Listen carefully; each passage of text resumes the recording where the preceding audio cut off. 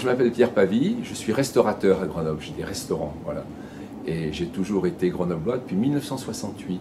Je suis savoyard. La liberté d'expression, vaste sujet. Ce ne sont que des contraintes.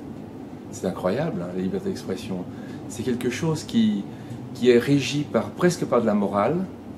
Et moi qui suis un vieil anard, et qui est donc un homme qui n'aime pas les contraintes, il y a des contraintes qu'on se met d'entrée dans ces histoires, et qui sont celles de la vie en général. Par exemple, la liberté d'expression, c'est de dire qu'on ne pourra pas dire des saloperies à un enfant, on ne pourra pas lui parler de pédophilie.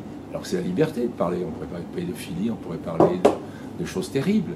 Mais c'est quelque chose qui donne de la vie et du sens à la vie en groupe. La liberté d'expression, tout seul, tu peux dire ce que tu as envie de dire. Tu peux dire merde, con, bite, fais chier, elle a un beau cul, tout ça. Mais ça, on n'a pas le droit de le faire dans la société telle qu'elle est. Parce qu'il y a ces contraintes. Mais la liberté d'expression aussi, c'est de dire ces curés me font chier, ces ayatollahs, ils me font tout chier. Et puis ces emmerdeurs, ils me font tout chier. Ça, j'ai le droit de le dire en France. J'ai pas le droit de le dire en Russie, j'ai pas le droit de le dire en Chine, j'ai pas le droit de le dire en Arabie Saoudite. Tu vois? Donc la liberté d'expression, ça dépend vraiment d'un endroit. La liberté d'expression en France, elle me permet de dire, moi ça me fait vraiment chier qu'il y ait des horaires aménagés pour les femmes musulmanes dans les piscines. Voilà, ça m'énerve vraiment. Parce qu'on est en France. Et en France, on a le droit, tous on est pareil. Toi et moi, une dame, un monsieur, c'est pareil. Voilà. Mais j'ai pas le droit de te dire, t'es une belle pute. Voilà, ça c'est interdit. Voilà, ça c'est interdit. Et je vais te faire niquer chez ta mère, c'est interdit. Il faut pas le dire, ça. C'est la liberté d'expression. C'est incroyable. C'est-à-dire que c'est plein d'ambivalence. On se retrouve dans la rue, on parle de Charlie, je suis Charlie, mais on était des millions, mais on est tous différents. Tous différents. Et c'est ça qui me fait dire qu'aujourd'hui, on est en train de remettre en cause, tu sais, on s'énerve sur des trucs, on parle de l'islam, on parle des juifs, on parle des catholiques, on parle de ci et là, et tout ça, ça fait un discours un peu nauséabond, c'est-à-dire c'est un discours qui sent mauvais, parce que il y a 71 ans, on sortait les gens des camps de concentration.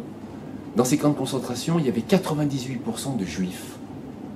Et aujourd'hui, il y a des abrutis qui se promènent avec un couteau dans la main pour aller attaquer un prof juif à Marseille. Non mais où on est? Et qu'aujourd'hui le fascisme apparaisse, alors c'est un fascisme d'origine de la religion, c'est ça qui est incroyable, et que on puisse dire encore mort aux juifs. Mais pourquoi? Mais qu'est-ce qu'ils ont fait, ces gens? Qu'est-ce qu'ils ont fait? Il y a des juifs, il y a autant de cons chez les juifs que chez les musulmans. Ça c'est sûr. Et chez les Français, puisqu'on va dire les juifs, musulmans, français, on va tout mélanger. Mais la vie, c'est un ensemble de raccords, d'acceptation de l'autre, de différence de l'autre, des grands, des petits, des lourds, des moyens, des comme ça. Mais on vit ensemble. On vit ensemble dans une histoire que je n'avais jamais réfléchi à ça avant ces histoires du 7 janvier, du 13 novembre. Moi, j'ai jamais porté de drapeau français. Jamais. Je trouvais ça con. J'en avais même volé un, je peux le dire aujourd'hui. J'avais volé un à la CRS en 1968 à Grenoble.